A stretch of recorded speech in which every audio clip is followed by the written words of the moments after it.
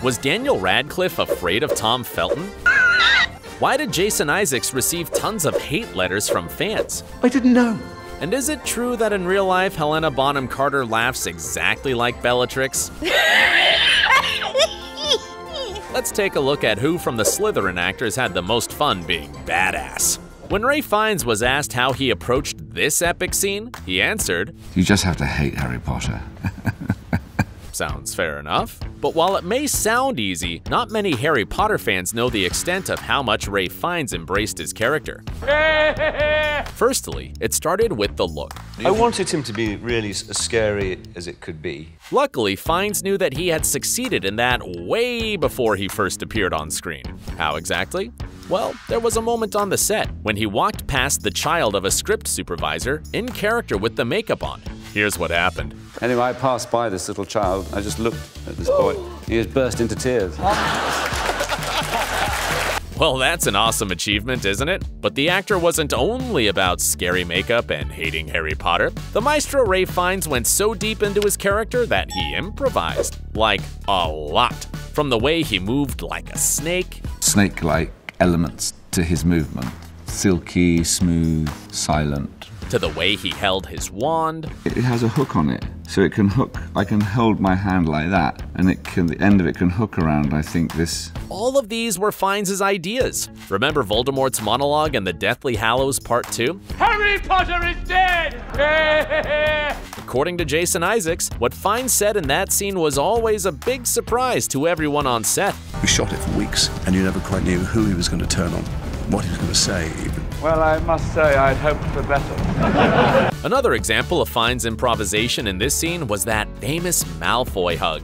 Yes, nobody, not even Tom Felton, knew that Fiennes was gonna hug him. We did that take like 25 times, Felton said. He only hugged me once. It was like a one-off thing that he just threw at me. And I'm standing there going, what the hell is he doing? Speaking of Felton, he was into some epic improvisations too. It's a very famous story, so we'll just tell you quickly. Why are you wearing glasses?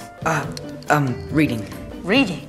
I didn't know you could read. Yep, I didn't know you could read was an unscripted line. But what most fans might not know is why Tom decided to improvise a bit. And the answer to that is hilarious. He simply forgot his real line.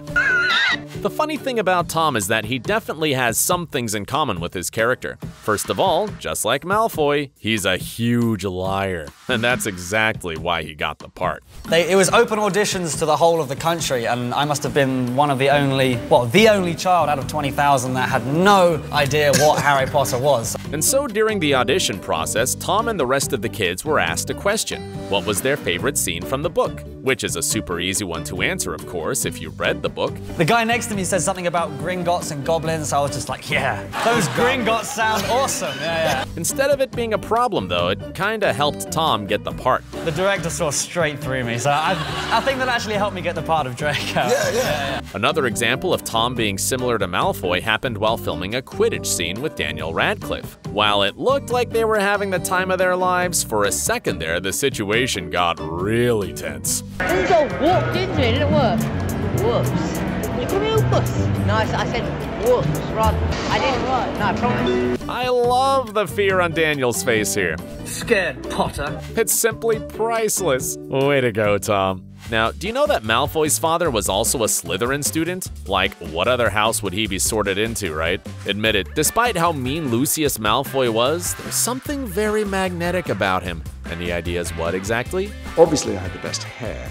Bingo! This man managed to find a way to make a gruesome character actually likable, but we'll let you in on a little secret. He once made a horrible, horrible mistake in a Harry Potter film that almost cost him his reputation. Yes, we're talking about this scene. You shall not harm Harry Potter! See, the script only said that Isaac should raise his wand, but he really wanted to say a spell. But he didn't know any. I remember turning to someone at Grip going, "Do you know a spell?" And he went, "No, mate." I said, "Nothing. I don't know what I meant to do a spell." He said, "I think Avada Kedavra or something." Oopsie, that was definitely the worst spell to choose. And who could have possibly known what a tiny improvisation would lead to? I got a mailbag from thousands and thousands of people. People are still annoyed about it. How dare you? You were going to kill Harry Potter. So please, people, don't be too hard on Jason Isaacs. He just wanted the scene to be a little more spectacular. I didn't know. I'm sorry, I didn't know. Just let it be. Lucius wasn't the only evil Slytherin character that Harry Potter fans fell in love with. Yep, that's Bellatrix. Fun fact. The actress Helena Bonham Carter admitted in an interview that, in real life, she has a similar laugh to her characters. Thankfully, that's the only thing she has in common with Bellatrix. But I think maybe my laugh, you know, or but that's about it. But no, I'm not. Want to hear her laugh?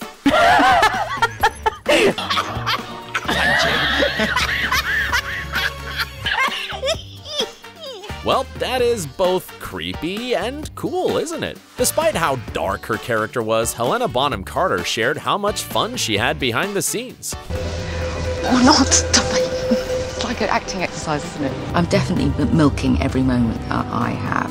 Probably got about 4 lines. I keep on trying to give myself more lines. Because playing badass Slytherin characters was indeed enjoyable. Now, before ending this video, we want to mention 2 more Slytherin actors, those who were left unspoken about in most of the Harry Potter videos. Yep, I'm talking about Jamie Waylett and Josh Herdman, aka Crabbe and Goyle. While they weren't involved in lots of funny stories, there was still something very notable about them. Something that proved these guys were cast perfectly for their characters. While Crabbe wasn't good at herbology, in real life, Professor Sprout would have been proud of him. Yes, when Jamie Waylett was 20, he grew 10 cannabis plants at his mother's place. Yeah, that story didn't end up being fun for the actor. But still, his acting achievements and the love of his fans helped to make things easier for him. And have you heard the story of Josh Herdman drawing graffiti outside a pub in Scotland? Yep, that was Josh over there writing tags Lurch and Bully. Nobody knows for sure why he did it. Maybe he was just drunk, or maybe it was the call of the Slytherin in him. According to Mirror Online, the owner of the pub got pretty mad at first when he saw the tags. But then, knowing that Josh was in the pub to meet Harry Potter fans and sign autographs for £5, the pub owner saw the funny side. He got his autograph for free. Well, that's what we call positive thinking. We hope you guys stay just as positive as that pub owner. And I was walking, we was camping, and I was walking through the field, the camping field, and then this couple called me over. The girl recognised me from Harry Potter, and she was like, "Oh yeah, you're Goyle from Harry Potter." I was like, "Yeah." I think it was her boyfriend. Asked me to kiss her and take a picture, and I was, like, okay. Fan of Harry Potter? Gosh, then what are you waiting for? Check out these videos too. Thanks for watching us, and don't forget to stay awesome, guys.